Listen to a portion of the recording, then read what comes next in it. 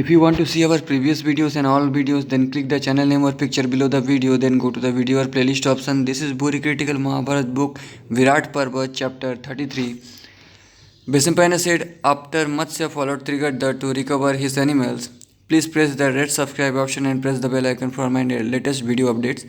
Duryodhana and his advisors invaded Virata's kingdom. Bhishma, Drona, Karna, Kripa, who was extremely skilled in weapons, Drona's son, Ashwathama, Shubala, the lord of Dushasana, Bhimshati, Vikarna, the valorous Chitrasena, Durmukha, Dushaha, and other Maharathas invaded King Virata's kingdom of Matsya. They swiftly captured the cattle stationed and plundered the riches of cattle, encircling them on every side with a large collection of chariots. The Kurus seized 60,000 cows. The cowherds were killed by those Maharathas in that terrible encounter, and a great lamentation arose. The chief of the cowherds was terrified.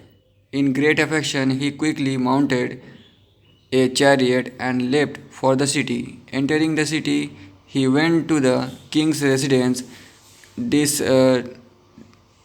descending swiftly from the chariot. He entered the recounted what had happened. He saw Matsya's insolent son named Bhuminjaya there. He told him everything about how the animals of the kingdom had been plundered. The Kurus are taking away 60,000 cows. Cattle bring prosperity to the kingdom. Arise and bring them back. O prince, if you have our welfare in mind, swiftly march out yourself. King Matsya left you in charge of the empty kingdom in the midst of a courtiers.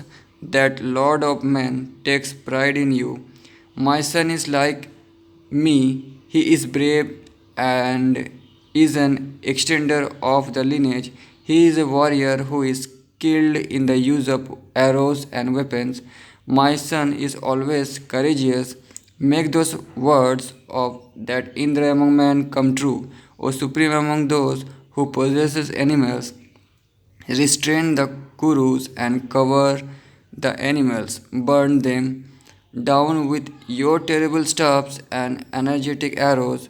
Unleash arrows with golden shaft with smooth tufts from your bow. Destroy the enemies like the leader of a herd of elephants. Your bow is like a veena. The string is the sword.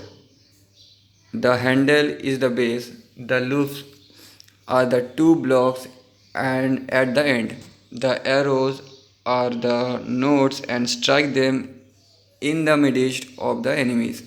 Your steeds are as white as silver. Let them be yoked to the chariot, O Lord. Your pennant has the emblem of a golden lion. Let it be raised. Your arrows have golden shafts. They are smooth at the tip. Let them be released from your skillful hands, and they will overshadow these kings like the sun and reduce their lives. Defeat all the Kurus in battle, like the wielder of the Vajra against the Asuras, having attained great fame, return again to the city. You are the son of the Lord of Matsya, Virata.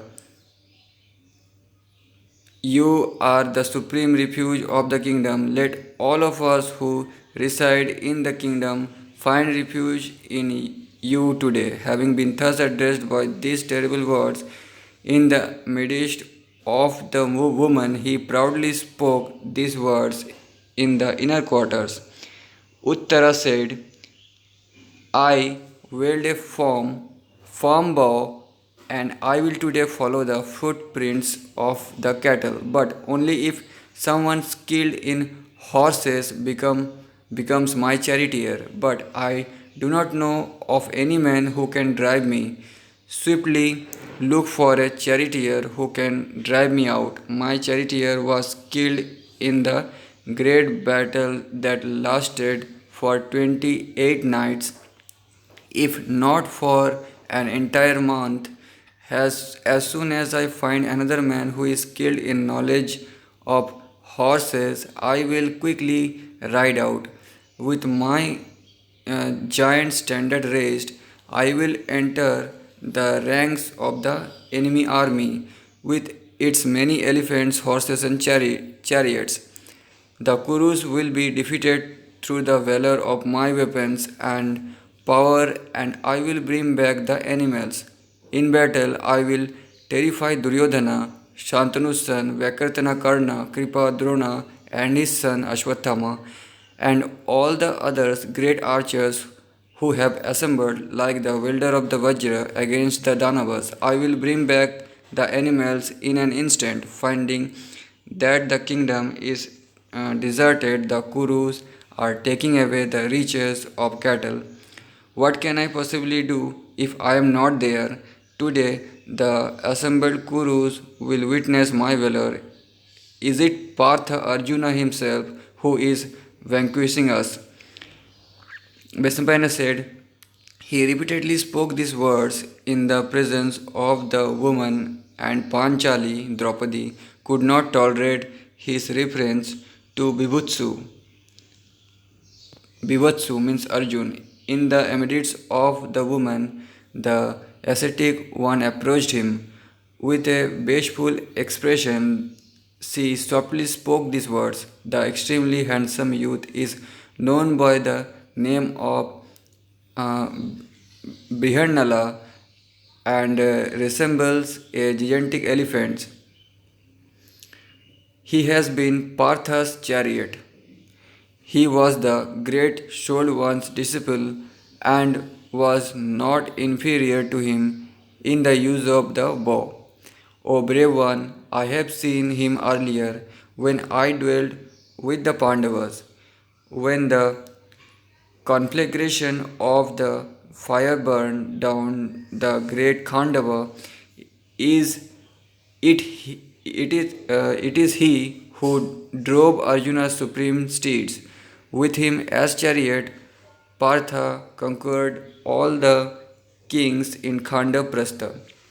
There is no other charioteer like him, O brave one. Your maiden sister has beautiful hips, and there is no doubt that he will follow her orders. If he becomes your charioteer, there is no doubt that you will vanquish all the Kurus and return swiftly with a cattle. On being thus addressed by Sharandri, he spoke to his sister, O one with the unblemished limbs, go and bring Brihannala here. Thus, sent by her brother, she quickly went to the dancing hall where the mighty armed Pandava lived hidden in his disguise. Brihannada or Brihannala, both are same. Next chapter, Vaishampayana said, O king, on seeing his friend, the large-eyed princess, he smiled and asked her why she had come. Approaching that bull among men in the midst of her friend, the princess affectionately spoke these words, O Brihannada, the kingdom's cattle are being robbed by the Kurus. My archer brother is living to defeat them, but no, not long ago the charioteer of his chariot was slain in battle. There is no other charioteer who is equal to him as a charioteer. O Brihanada, while he was looking for a charioteer, Sharandri spoke to him about your skill in handling horses. O Brihanada, be good enough to act as a charioteer for my brother. Before the Kurus drive our cattle too far away, if you do not act in accordance with the request I am affectionately making to you, I will give up my life today. At these words of his friend, the one with the beautiful hips, the scorcher of enemies went to the prince like a maddened elephants. The large-eyed one followed him like an elephant calf following a she-elephant. On seeing him from a distance, the prince spoke to him, "With you as a charioteer, Partha satisfied the fire god in Khandava. Dhananjaya, Kunti's son, conquered the entire earth. Sarendri knows the Pandavas and spoke to me about you. O Brihanada, drive my horses too when I fight with the Kurus and recover our riches of cattle. In earlier times, you were Arjuna's favorite charioteer. It is with your aid that the bull among Pandavas conquered the earth." Having been thus addressed by the prince, Brihanada replied, "What capacity do I possess to be a charioteer in a field of battle? Singing, dancing, or the playing of a musical instrument would have been different. Uh, I can do that. O fortunate one, how can I drive a chariot? Uttara said, O Brihanada, you will become a singer or a dancer again. Swiftly ascend the chariot and control these supreme horses. Pandava, the scourger of enemies, knew everything, but before Uttara he committed mistakes in jest. He donned the armor upside down on his body. The large eyed maidens laughed when they saw this. On seeing him thus confused, Uttara himself fastened the expensive armor on Brihanada. He himself donned superb armor that was as dazzling as the sun. Having raised a pennant with a lion, he instructed him to be the charioteer. The brave one had Brihanada as his charioteer and rode out with expensive bows and many beautiful arrows. Uttara and the other maidens who were her friends told him, O Brihanada, when you have defeated Kurus led by Bhishma and Drona in battle, you must bring back many beautiful dresses for our dolls, colorful and fine. Partha, descendant of the Pandu lineage, smilingly replied in words that were like the rumbling of the clouds, "If Uttara vanquishes those Maharathas in battle, I will bring back divine and beautiful garments for you." Having spoken these words, brave Bhivatsu means Arjuna drove the chariot towards the Kurus, who had many kinds of flags and pennants. Next chapter, Vaishnampayana said, having emerged from the capital, Virata's son, uh, Prithvivinjaya, told his charioteer, "Go where the Kurus are." Having defeated all the Kurus who have assembled in search of victory, and having quickly recovered the battle, I will return to my city again. Then the descendant of the Pandu lineage goaded those excellent steeds, urged by that lion among men, those horses which were as fleet as the wind and were uh, bed checked in golden garlands, carried them as if they seemed to touch the sky. Having travelled a short distance, Matsya's son and Dhananjaya, the destroyer of enemies, beheld the powerful Kuru army.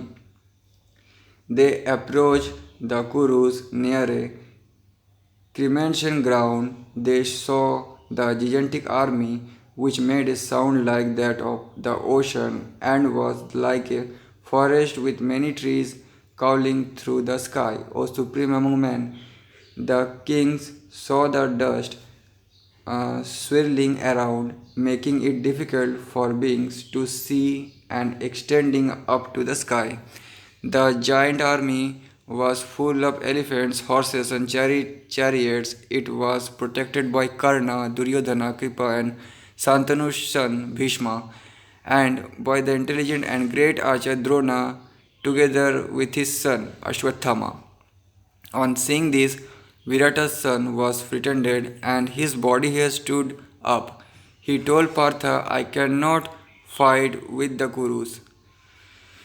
Virata's son pretended and told I cannot fight with the Kurus. On seeing them, my body hair is standing up. There are many terrible warriors, impossible for even the gods to vanquish. I cannot repulse the Kuru soldiers who seem to stretch to eternity. I cannot enter the army of the Bharatas with its terrible bows, large numbers of chariots, elephants, and horses, and full of infantry and flags. On seeing the enemy in the battlefield, my soul has begun to tremble. Drona, Bhishma, Kripa, Karna, Vivimshati, Ashwathama, Vikarna, Somdatta, Balika, and the brave king Duryodhana, supreme among charioteers, are there. There are many other radiant and great archers, all skilled in fighting. On seeing the Kurus armed and arranged in battle formation, my body hair has begun to stand up, and I have been overcome with uh, lassitude. On saying this, the stupid one wished to return and lamented foolishly before Sabyasachi, who did not withdraw. My father has gone to fight with the Trigatas and has left me alone in charge. He has taken all the soldiers, and I have no soldiers. I am alone against many, and I am only a child. They are skilled in weapons and possesses experience. I cannot fight with them. O Brihanada, return. Brihanana replied, means Arjun replied, you are miserable from fear. Why are you increasing the delight of your enemies? The enemies haven't yet done anything against you in the battlefield. You yourself told me to take you towards the Kauravas. I will take you to the place where there are many flags flying. O mighty armed one, I will take you to the amidst of the Kurus who are assassins and like vultures looking for flesh, even if they fight from inside the earth. You boasted of your manliness before women and men. Before we set out, why do you not wish to fight? O brave one, if you return home without having recovered the cattle, all the men and women will laugh at you. Sarandari praised me because of my deeds as a charioteer. I will not be able to return to the city without having recovered the cattle. Sarandari praised me and you ordered me. Why should I not fight with all the Kurus? Be steadfast, Uttara said. Let the Kurus rob many riches from the Matsyas as they wish. O Brihanada, let man and woman laugh at me. Having spoken these words, the evil souled one jumped down from the chariot, sporting earrings. He abandoned his pride and drew away his bow and arrows. Brihanada said, running away has never been said to be the dharma of brave Kshatriyas. Dying in cattle is superior of running away in fear. Speaking these words, Kaunteya Dhananjaya descended from that supreme chariot. He pursued the prince who was running away. His long braid trailed and his red garment fluttered.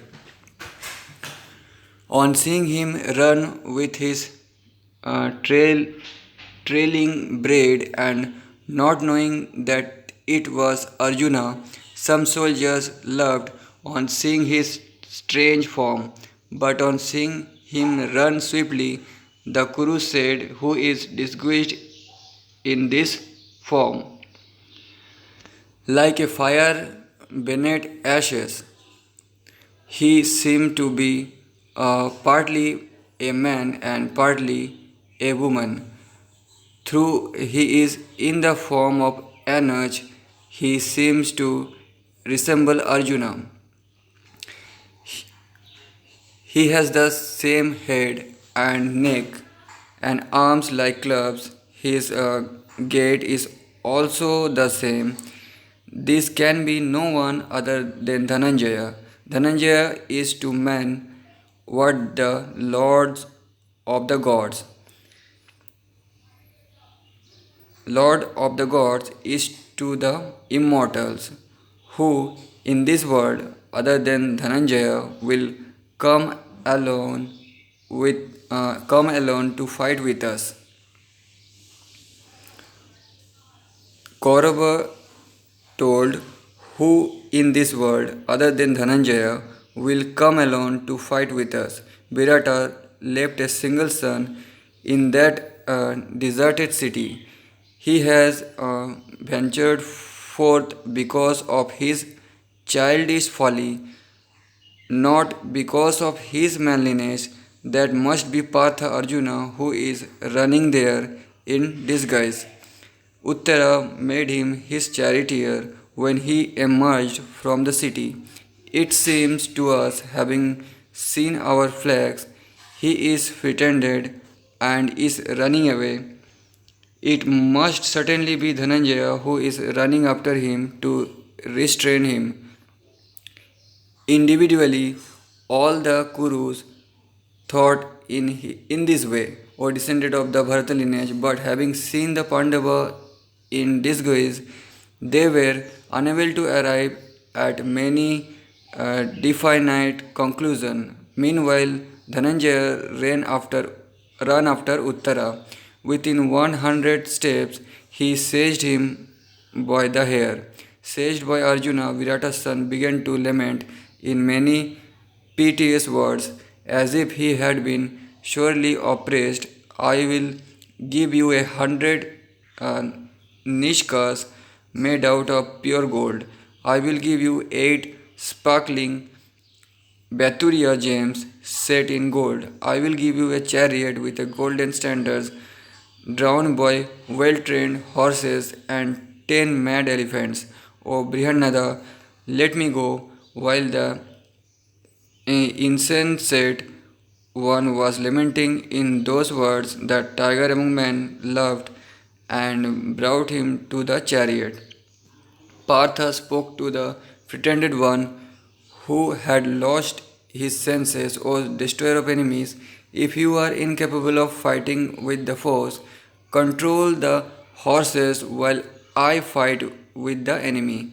Protected by the strength of my arms, let us penetrate this unassailable and terrible mass of chariots protected by heroes who are Maharathas, O foremost among princes, O scorcher of enemies. Do not be afraid, you are a Kshatriya. I will fight with the Kurus and recover your animals. Enter the impenetrable and unassailable mass of chariots, O best among men. Be my charioteer while I fight with the Kurus. O bull among the Bharata lineage, having thus spoken to Virata's son, the unblemished Bibhutsu reassured Uttara for an instant. Then Partha, supreme among warriors, made the unwilling and insensate one, oppressed by fear, ascend the chariot. Next chapter 37. Vishnupada said, on seeing that bull among men ascend the chariot in the form of a eunuch and head for the cemetery, after having made Uttara ascend the chariot, the supreme charioteers among the Kurus, with Bhishma and Drona at the forefront, were all agitated in their minds out of fear of Dhananjaya. On seeing them lost their endeavor and on witnessing extraordinary omens, the protector Bharadwaja, supreme among wielders of weapons, said, violent and turbulent winds are blowing, rough and harsh in tone. The sky is covered in a darkness that has the complexion of ashes. The clouds are extraordinary to look at. With a rough hue, many weapons are coming out of their shades. Jackals are lamenting, and the directions are ablaze with a terrible light. The horses are shedding tears, the flags are fluttering through there is nothing to move them, since many such portents can be seen. Be steadfast, because a great battle must be near. Protect yourselves and arrange yourselves in battle formations. Wait for a slaughter and protect the wealth of cattle. This is a brave and mighty archer, supreme among those who are skilled in all weapons. There is no doubt that it is Partha who was arrived in the form of an Anuj. This is the valorous Partha Sabyasachi, the scourger of enemies. He will not refrain from battle even against masses of Maruts. The brave one suffered difficulties in the forest and was trained by Vashava. He is intolerant, and there is no doubt that he will do battle. O Kauravas, I do not see a warrior who is capable of repulsing him. It is said that Partha satisfied Mahadeva himself in a battle. Karna replied, "You always belittle us by speaking about Falguna's qualities, but Arjuna is not worth on Kala uh, Arjuna is not worth one kala of me or Duryodhana. Duryodhana said, O Radheya, if it is Partha, my task will be accomplished. Once recognized, they will have to roam again for another 12 years. Or if it is some other man in the form of an Anuj, I will soon bring him down to ground with extremely sharp arrows. When Dhritarashtra's son, scourger of enemies, spoke these words, Bhishma, Drona, Kripa, and Drona's son, Ashwathama, honored his manliness. Besampana said, on reaching the cemetery, Partha told Virata's son, whom he knew to be extremely delicate and not experienced in battle, O Uttara, instructed by me, swiftly fetch my bows. Yours will not be able to withstand my strength, or bear great pressure, or strike down an elephant, or sustain the force of my arms when I defeat the enemies. O Bhuminjaya, therefore quickly climb this cemetery that is covered with foliage. The bows of the sons of Pandu are hidden there. Yudhishthira, Bhima, Vibhutsu, and the Nakul Sadev, as well as the flags, the arrow, and the divine armor of those brave ones. There is also Pritha's extremely mighty bow Gandiva.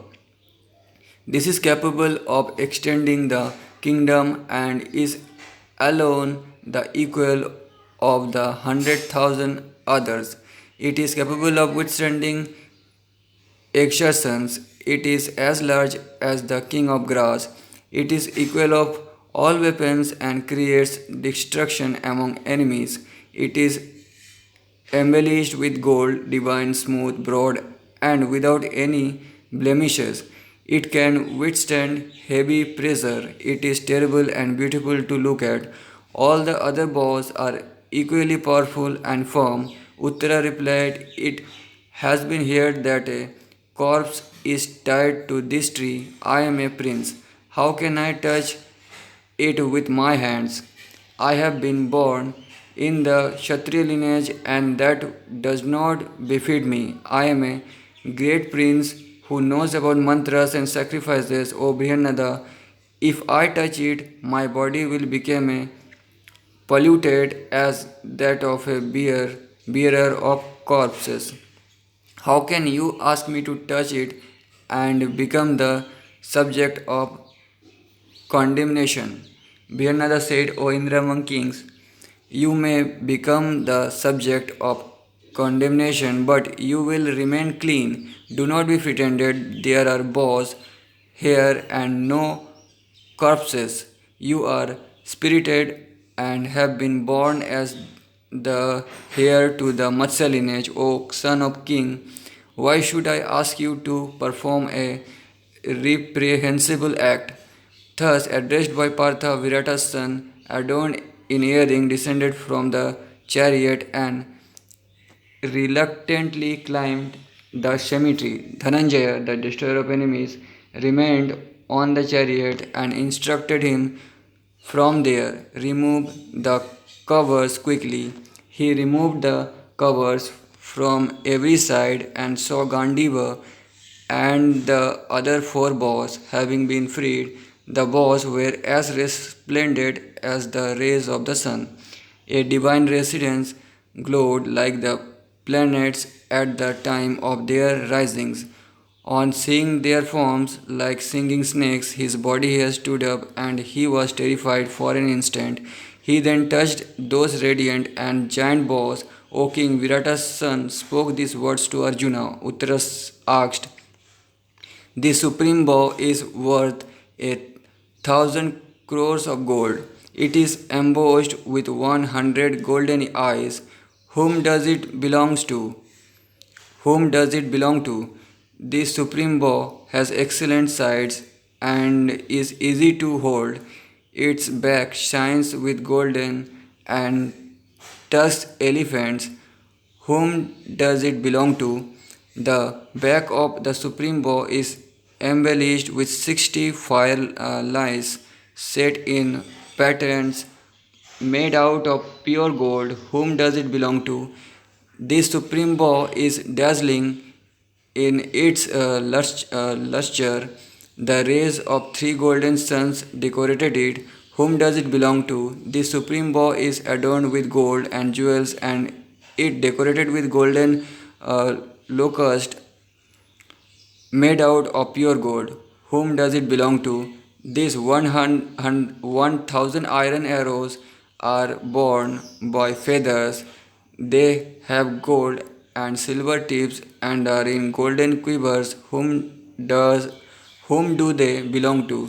They these large arrows are broad. They have the feathers of vultures and have been sharpened on stone.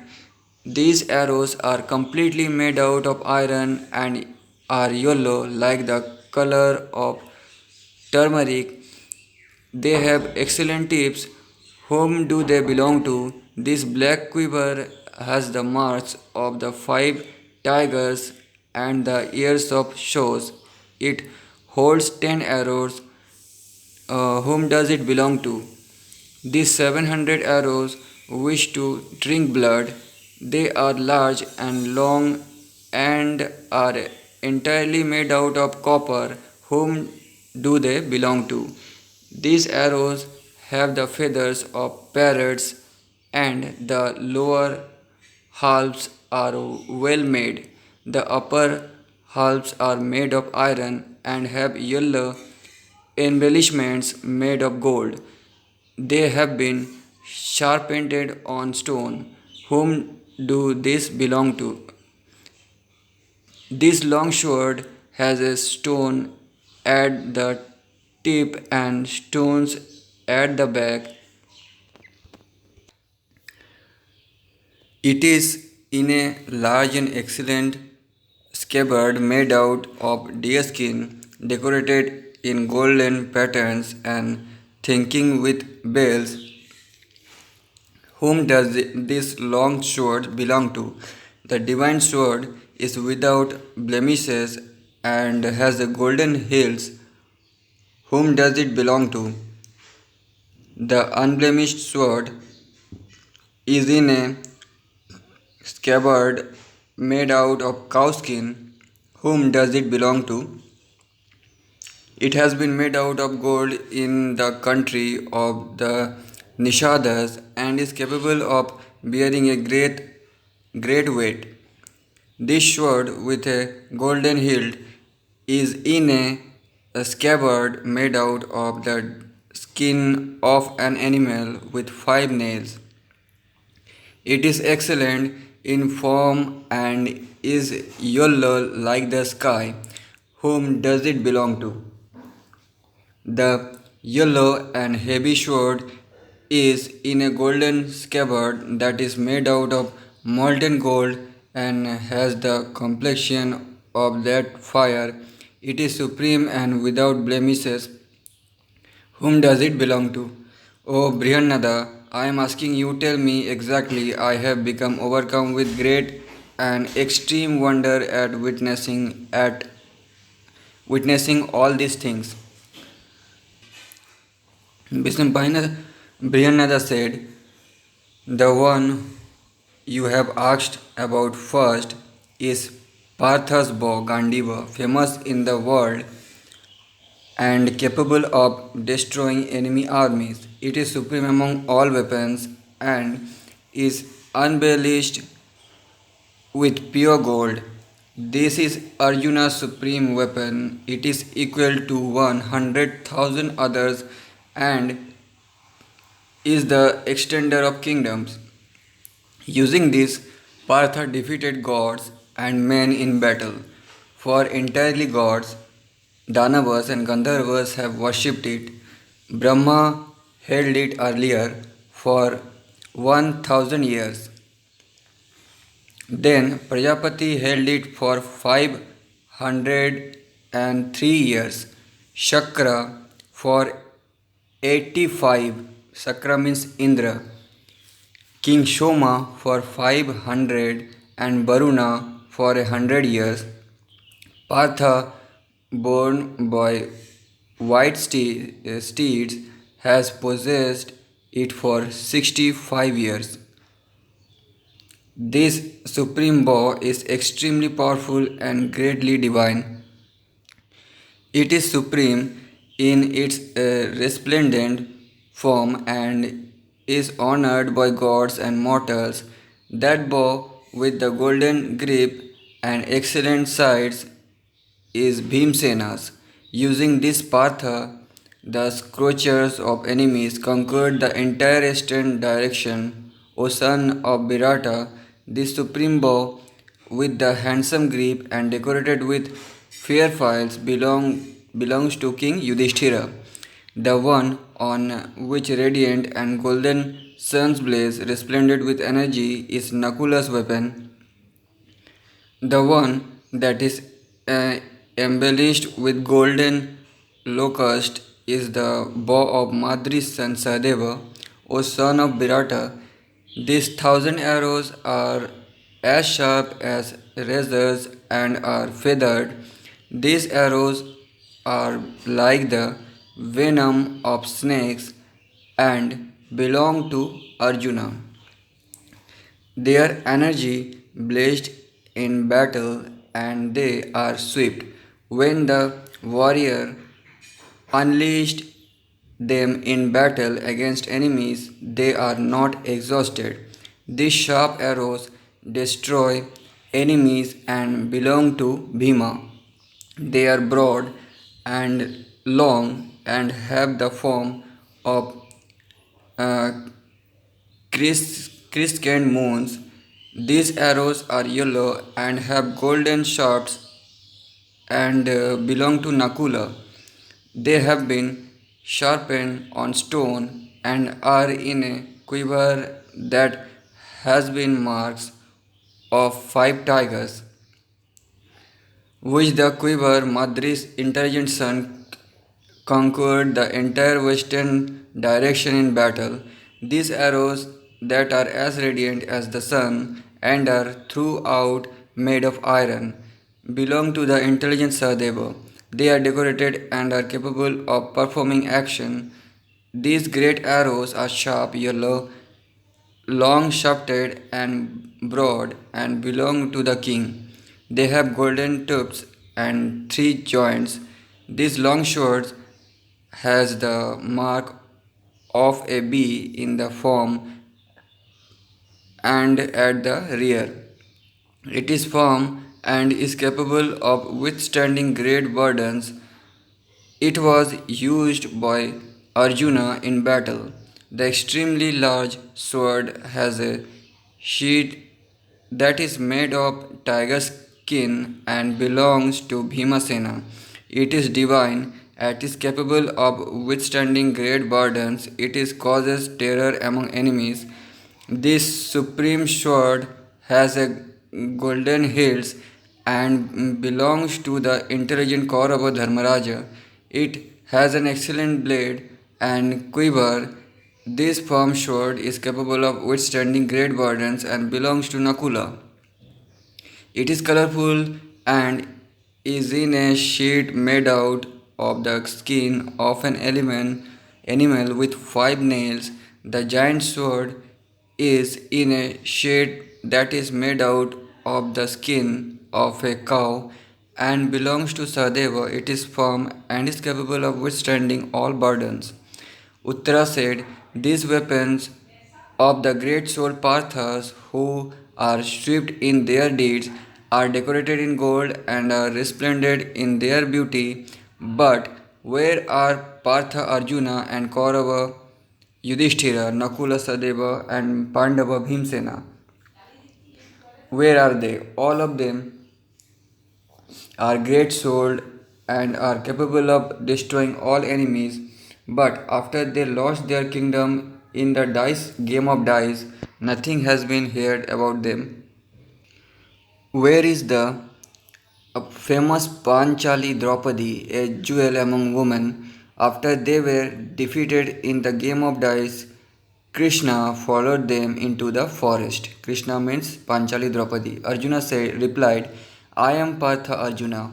The gamester is Yudhishthira.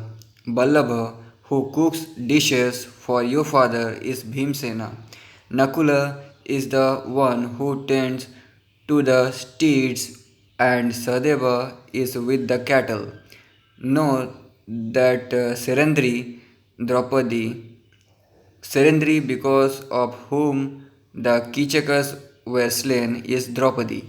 Uttara said, I have heard 10 names of Partha earlier. I will have faith in your words. If you can recount all of them to me, Arjuna replied.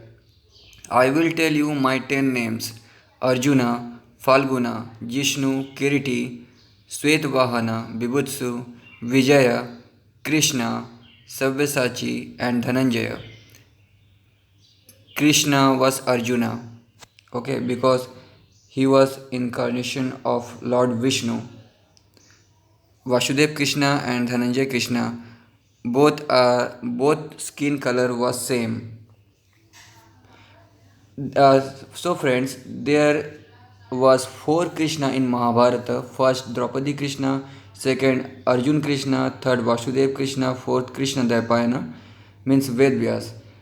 Both are same skin color, and both are Krishna, and both are Vishnu Swarup. Uttara asked, why are you named Vijaya? Why are you Svetvahana? Why is your name Kiriti? Why are you Sabyasachi? Why are you Arjuna, Falguna, Jishnu, Krishna, Bibutsu, and Dhananjaya? Tell me everything in detail. I have heard the reasons why the brave one obtained those names. Arjuna replied, I have conquered all the countries and obtained all their wealth. I stand in the midst of riches. That is the reason I am known as Dhananjaya. When I go out to fight against those who are indomitable in battle, I never return without vanquishing them. That is the reason I am known as Vijaya. When I fight in battle, white steeds with golden harnesses are yoked to my chariot. That is the reason I am Svetvahana. I was born on the slopes of the Himalayas when the two nakshatras of Purva and Uttara Falguni were in the firmament. That is the reason I am known as Falguna. In earlier times, when I fought with the bulls among the Danavas, Indra gave me a diadem. Indra means chakra, as radiant as the sun for my head.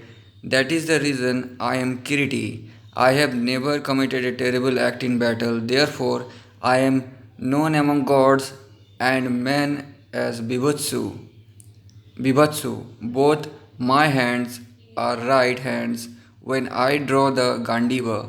Therefore, I am known among gods and men as Sabyasachi. My complexion is rare on this earth. With its four corners, I perform pure deeds, and that is the reason I am known as Arjuna. I am difficult to reach, I cannot be prepared, and I do the reprising. I am the son of the chastiser of Paka. That is the reason I am famous among gods and men as Jisnu. Affectionately, my father gave me my tenth name of Krishna since the child had a dark complexion. Krishna and Arjuna Krishna both are dark complexion. Vedvyasa and Draupadi both are dark complexion. That's why Arjuna was Krishna.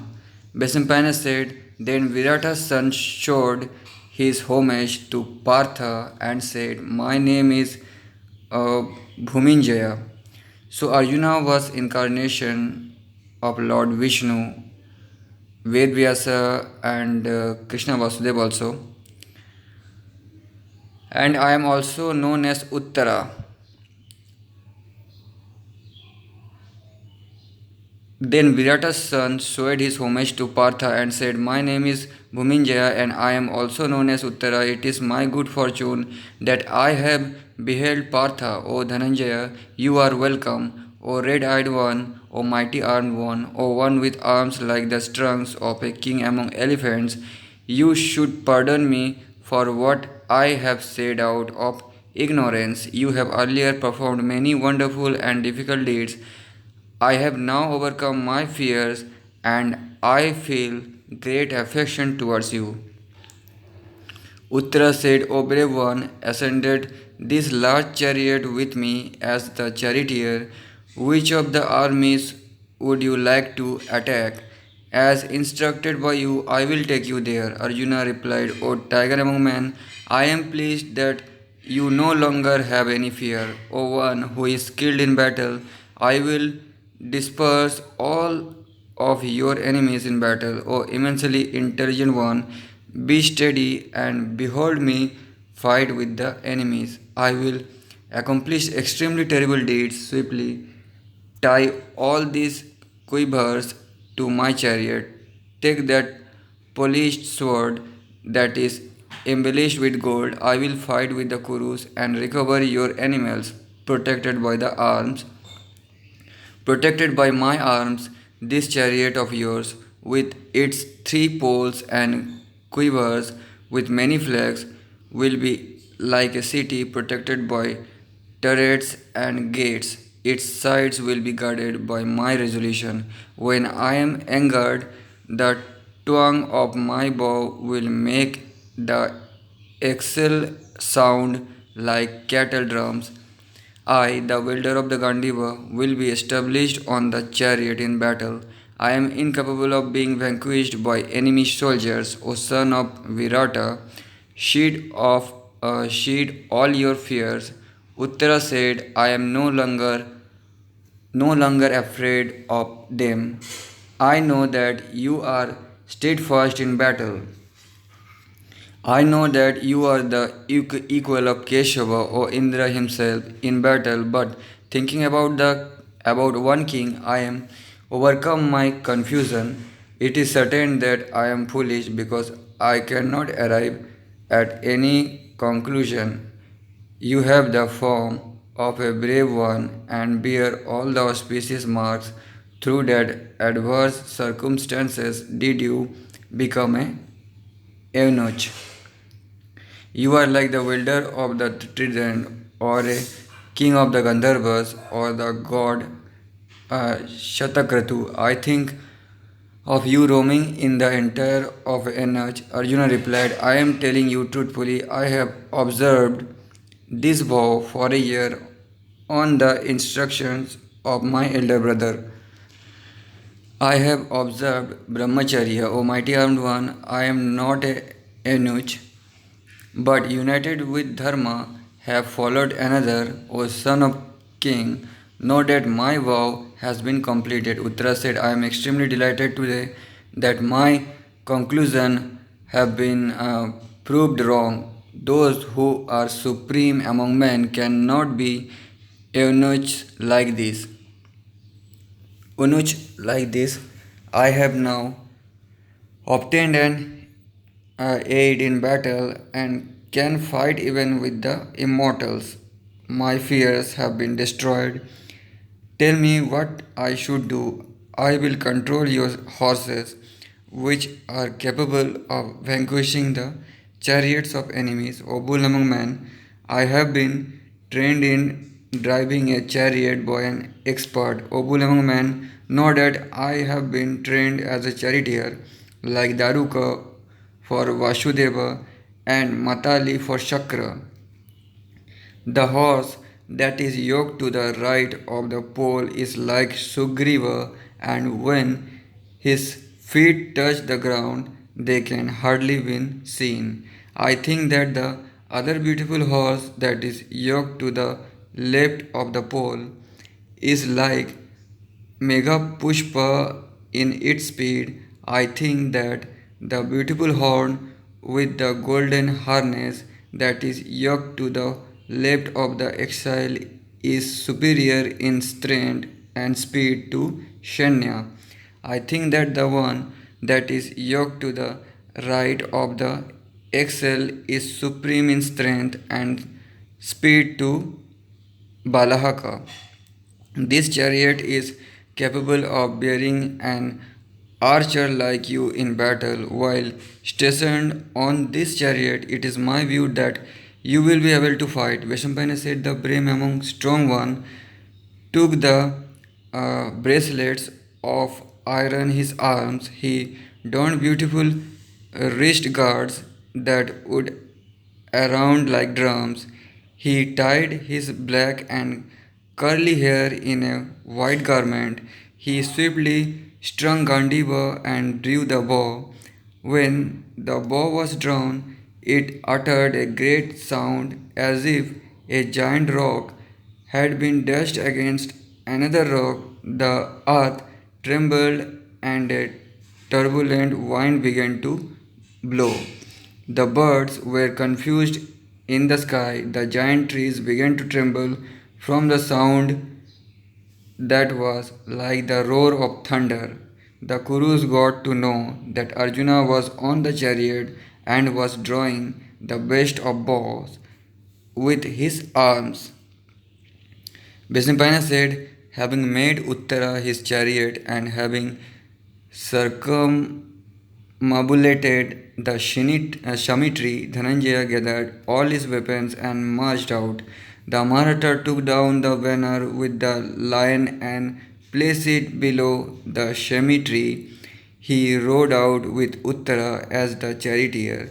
He hoisted on the chariot the golden banner with the mark of a monkey with the tail of a lion, one created with divine illustrious by Vishwakarma. He thought of the favors of the fire god. Having divined his brood, he instructed those belongs to be on the flag. Maharatha Bibhutsu Kaunteya Swetvahana was established on the colorful chariot with a flag and quivers. He donned his wrist guards and grasped his bow and arrows. With the supreme of monkeys on his banner, he set out in a northern direction. The strong one, the destroyer of enemies, blew powerfully on his deep sounding and large conch shell, and this made the body hair of his enemies stand up. At that sound, the swift horses knelt down on the ground. Uttara was terrified and sat down on the chariot. Kaunteya Arjuna grasped the reins and made the horses stand up. He embraced and comforted Uttara and said, O foremost among princes, do not be frightened, O scorcher of enemies. You are a Kshatriya, O tiger among men. Why are you despondent in the midst of the enemy. You have heard the sounds of conch shell before, as well as the loud sounds of cattle drums and the roar of elephants when they are stationed in battle formations in armies. Why are you then so frightened by the sound of the council? Why is your form so despondent, and why are you so terrified as if you are an ordinary man? Uttara replied, I have heard the sounds of conch shells and the loud sounds of cattle drums and also the roars of elephants when they are stationed in battle formations in armies, but never before have I heard the sound of a concert like this? Never before. Have I seen a banner like this? Never before. Have I heard the sound of a bow twanging like this? My mind is terribly agitated from the sound of this concert, the twang of the bow, and the roar of the chariot. I have lost sense of all the directions, and my heart is trembling. The banner has covered everything, and the directions are no longer evident to me. The sound of the Gandiva has defended my ears. Arjuna said, stand firmly on this chariot and to one side.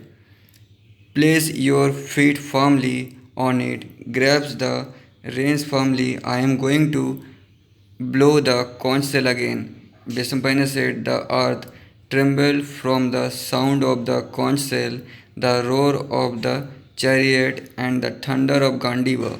Drona said, from the roar of the chariot, the blast of the conch shell, and the trembling of the earth, it can be no longer other than Sabyasachi, or our weapons are no longer shining, and our horses have lost their spirits.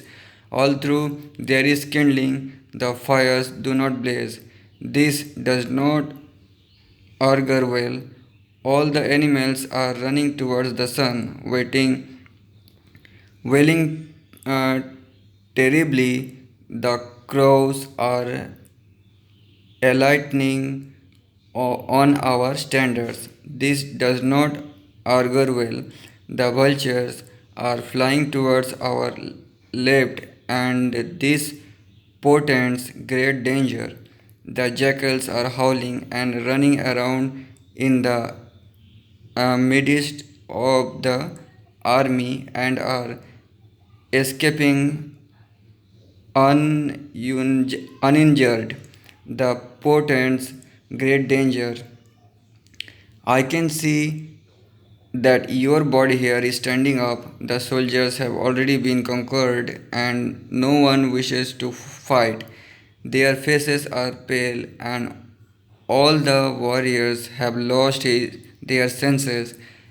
Let us let the cattle go. Let us stand here armed and arranged in battle formations. Veshampana said, in the battle, King Duryodhana then spoke to Bhishma, Drona, and Tiger among charioteers, and the great Mahabharata Kripa.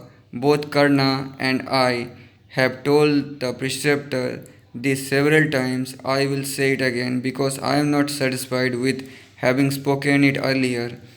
When they were defeated, our plague was that they would dwell for 12 years in the forest and undetected for 1 year in any country. The 13th year is not yet over. Bibhatsu, who was supposed to live in disguise, has appeared before us.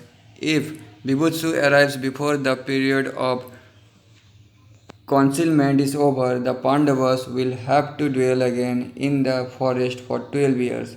Their adversaries may have made them forget, or we may have been confused. Bhishma should know whether they have exceeded or fallen short of the stipulated period.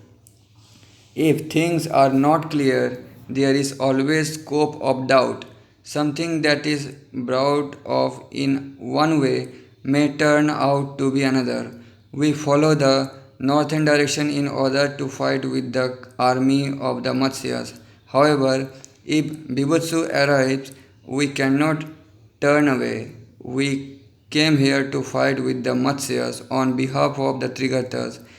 The many depredations of the Matsyas have been recounted to us. They sought refuge with us out of fear, and we have given them our promise.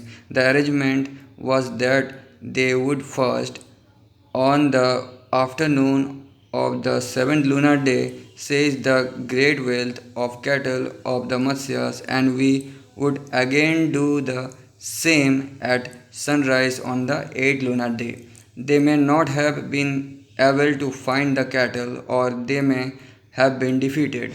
They may have deceived us and concluded an alliance with the Matsyas, or the Matsyas, together with his countrymen, may have defeated them. With his entire army, he is now advancing towards us to fight. It is possible that an extremely valorous one among them is leading the way so as to defeat us, or it may be Matsya himself, whenever whether it is the king of Matsya or whether it is Vivutsu who has arrived.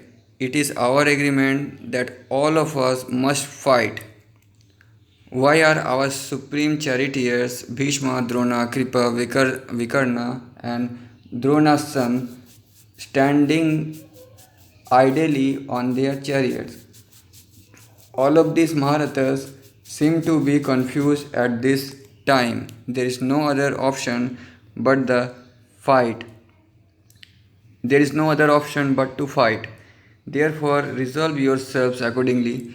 If, to save our cattle, we have to confront in battle the god who wields the Vajra or Yama himself, who would flee to Hastinapura, there may be doubt about the horses, but who among the foot soldiers will remain alive, even if they have been pierced by arrows and dispersed in the deserted forest, setting the preceptor aside, let us decide on the course of action. He knows their minds and tries to terrify us. I can perceive his special affection towards Arjuna. As soon as he sees Bibhatsu arrive, that is the reason he prays him. Decide on a course of action so that our army is not destroyed in a foreign land. In that great forest and in the summer, decide on a course of action so that this army is not confused and routed by the enemy. Having heard the neighing of horses, why should one praise the enemy? Horses always neigh whether they are walking or standing. The wind always blows, Vashava always showered down, the roar of the thunder can be heard many times. What does this have to do with Pritha, and why should he be praised? That can only be out of love towards him and hatred and anger towards us. Preceptors are indeed compassionate and wise. They can see what is wrong, but they should never be consulted when the great danger arrives. Learned ones are adornments when they recount their beautiful tales in fine places, assemblies, and dwelling houses. Learned ones are adornments when they perform wonderful acts in assemblies of people, and when sacrificial offspring have to be prepared.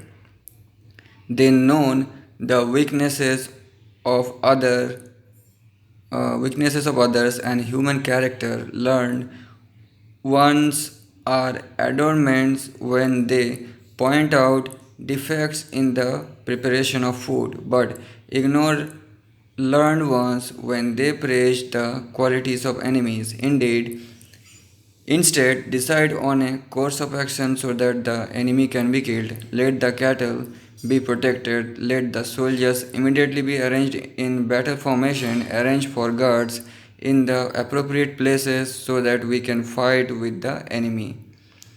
Next chapter, Karna said, I see that all you honorable ones are frightened and terrified. All of you do not wish to fight and are standing idly.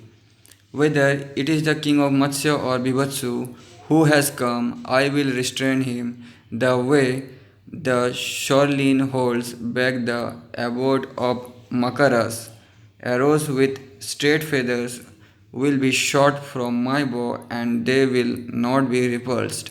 Like gliding snakes, they have golden tubs and are extremely sharp at the tip. Released from my hand, these arrows will cover Partha like a locust covering a tree. These winged shafts will firmly strike against the string of the bow, and the sound of the slapping of palms will be like that of a cattle drum. Bibhusu has concentrated for 8 and 5 years and is fondly looking forward to a battle in which he will strike me. Konteya, with the qualities of a Brahmana, is the right uh, receptacle to receive thousands of arrows shot by me. This great archer is famous in the world, O best of the Kurus, but in no way I inferior to Arjuna.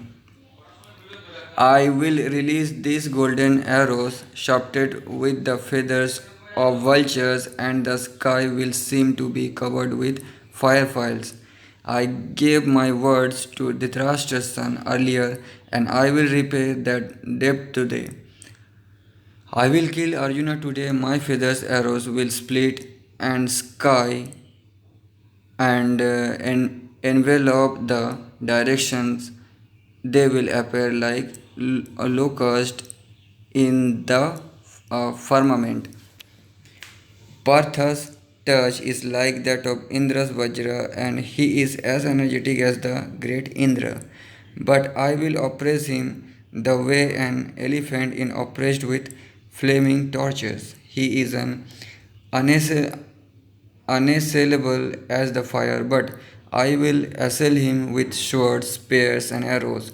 The flaming Pandava burns down enemies, but the force of my horses will be like a storm, and the roar of my mass of chariots will be like thunder. The shower of my arrows will be like a great cloud, and I will pacify Pandava.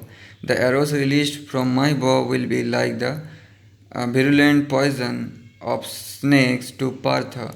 Those arrows will pierce him like serpents gliding into a termine hill.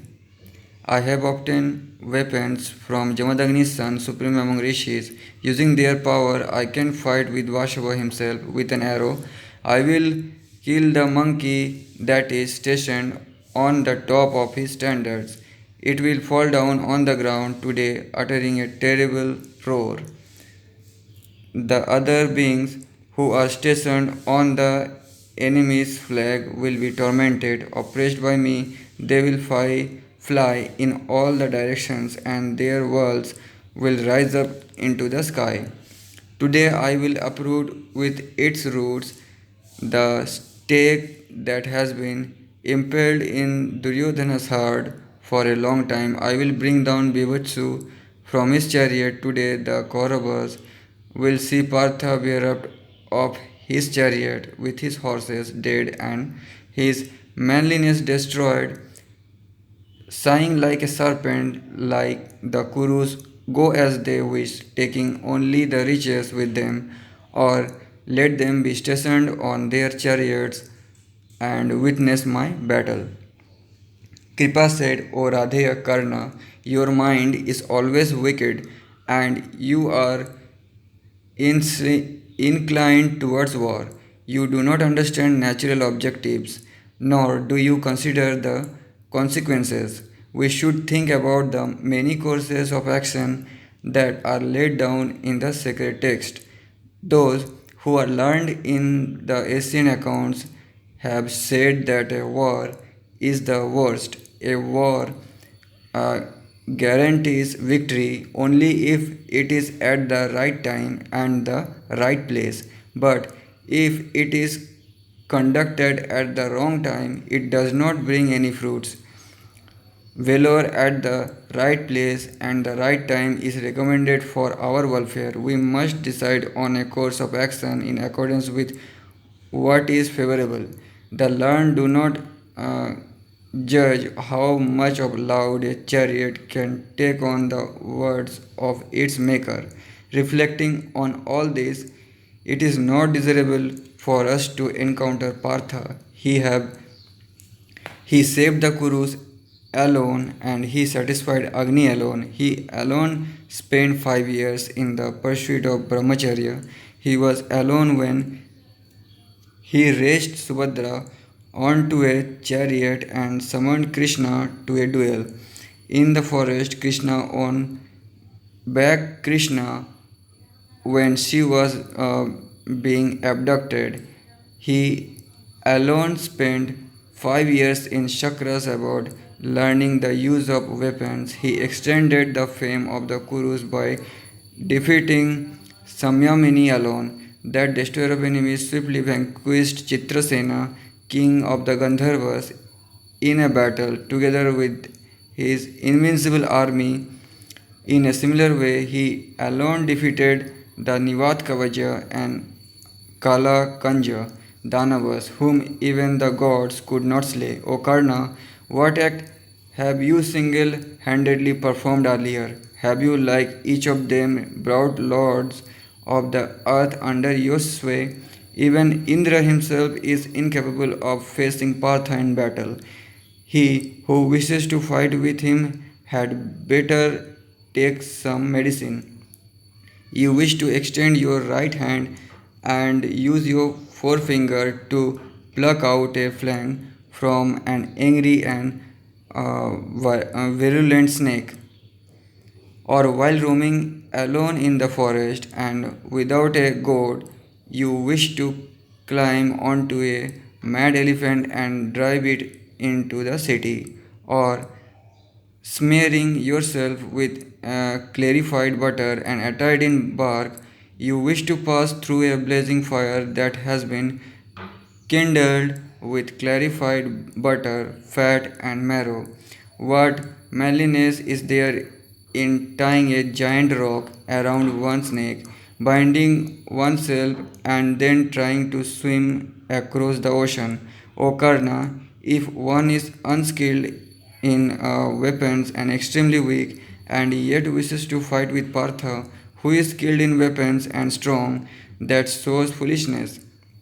He has been deceived by us for 13 years. He is now like a lion that has been freed from its noses. He will destroy all of us. We have unwittingly run into Partha waiting alone, like a fire hidden in a well. We confront supreme danger. All through Partha is invincible in battle. We will fight him together when he comes upon us.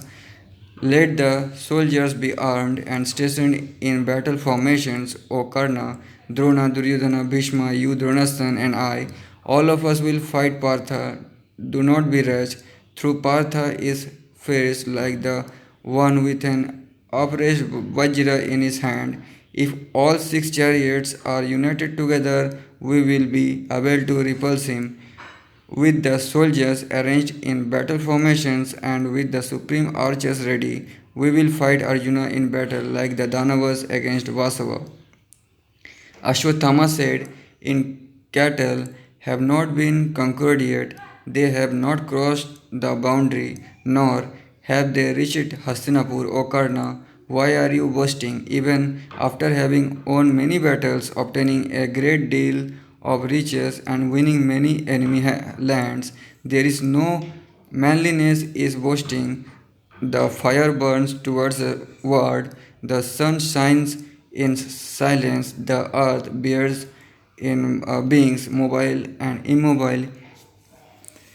In silence, the deeds of the four Varnas have been laid down by the learned ones so that they may achieve the objective of wealth without committing a sin. Having studied the Vedas, Brahmanas must sacrifice the officiate at sacrifices. Kshatriyas must use the bow and sacrifice, but officiate at the sacrifice of others. Having acquired objects, Vaishyas must perform deeds for the Brahman. Having obtained the earth in accordance with the sacred text, those immensely fortunate ones behaved well towards their preceptors even if they were devoid of qualities. What Kshatriya should be satisfied at having obtained a kingdom through gambling, that is cruel and should be for other ordinary men, having obtained riches through deceit and fraud. What wise man will boast of it like a vendor of flesh? It which duel in battle have you vanquished Dhananjaya, Nakula or Sadeva? Whose riches have you robbed? Has Yudhishthira or Bhima, supreme among strong ones, ever been defeated by you? And in which battle did you win over Krishna? O performer of evil deeds, she was dragged into the assembly hall in a single garment. When she was in season in search of gain, you have severed the great root of a sandalwood tree. O brave one, you made them perform tasks. And what did Vidura have to say then? We have seen that man exhibit conciliation to the best of their ability. So do other beings, even insects and ants. The Pandavas are incapable of pardoning Draupadi's molestation. Dhananjaya has appeared for the destruction of the sons of Dhritarashtra, appearing as a learned one. You speak your words repeatedly, but will Jishnu not end this enmity, leaving no vestiges left? Kunti's son Dhananjaya is not pretended for of fighting the gods, the Gandharvas, the Asuras, and the Rakshasas. When he is enraged and descendants on anyone in battle, he destroy him like a tree is brought down through Garuda's force. He is superior to you in valor. He is equal to the king of the gods in archery. He is Vasudeva's equal in battle. Who will not show homage to Partha, he will fight and destroy divine with divine, human with human, weapons with other weapons. What man is Arjuna's equal? Those who know about Dharma know that the student comes only after a son. That is the reason why Drona loves Pandava. Will you fight with Pandava the way you gambled and won Indraprastha and the way you dragged Krishna to the assembly hall? This wise uncle of yours, Sakuni of Gandharva, is a deceitful gambler and is learned about the dharma of Kshatriyas. Let him fight here now. Gandiva does not cast dice, not Krita nor Dwapara. Gandiva releases flaming sharps and pointed arrows when released from Gandiva, dreadful, extremely energetic, and tufted with vulture feathers. They can even pierce the inferiors of mountains, Antaka, Shamana, death, and the fire with the mare's head. Leaves something behind, but not an enraged Dhananjaya. Let the preceptor fight with Dhananjaya if he wishes. I will not fight with him. Our purpose is to fight with Matsya. If he comes here, following the footprints of the cattle. Bhishma said, Drona's son sees it well, Kripa sees it well, Karna wishes to fight in accordance with the dharma of Kshatriyas. No learned man can find fault with the preceptor. Considering the time and the place, it is my view that we should fight. So Bhishma agreeing Karna, what learned man who possesses five armed enemies as radiant as the sun, will not be confused at their ascendancy. Even men who are conversant with Dharma are confused when it comes to their own interests. O king, there is the reason I am speaking these words, whether they pleases you or not. What Karna spoke was for the purpose of inciting enterprise is in us. The preceptors, whether they pleases you or not. What Karna spoke was for the purpose of inciting enterprise in us. The preceptor's son should pardon us because a great task has to be undertaken. Konteya has arrived, and this is not the time for decision. You, the preceptor, and Kripa must pardon everything. You are skilled in the use of weapons, like the sun in its radiance, just as spots can never be removed from the moon. You have the power of Brahmanas, and um, Brahmastras are established in you. In four Vedas may seen together in one place, and the power of Kshatriyas in another single place. You have not heard of these two together in any person other than the preceptor of the Bharatas and his son. This is my view. Brahmastras and the Vedas are not seen together anywhere else. The preceptor's son should forgive. This is not the time for decision. Let us all fight in unity with the son of the chastiser of Paka, who has now arrived. The learned ones have spoken about the weaknesses of an army, and it is the view of the learned ones, and decision is the foremost and the worst.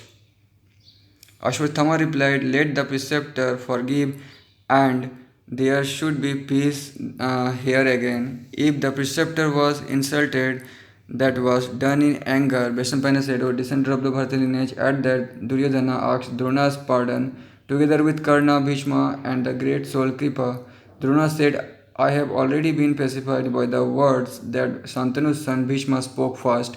We should now engage and decide on a supreme course of action so that when Duryodhana is engaged, no clouds descend on the soldiers out of rashness or out of confusion. Dhananjaya would not have shown himself had the period of dwelling in the forest not even over. It is not pardon us today without having recovered the riches. Let us follow a course of action so that he cannot confront and defeat the sons of Dhritarashtra in any way. O Gangeya, remember the words that Duryodhana had addressed you earlier and speak what is right. Bhishma said, parts of kalas, muhurtas, days, fortnights, months, nakshatras, planets, seasons, and years are joined together, and the wheel of time revolves in accordance with this measurement of time. Because of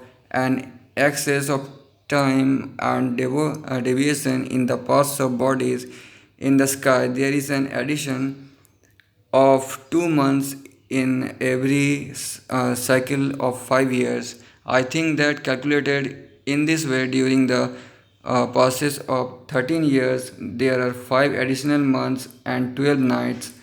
They have done everything that they had promised to do. Knowing this for certain, Vibhusu has arrived.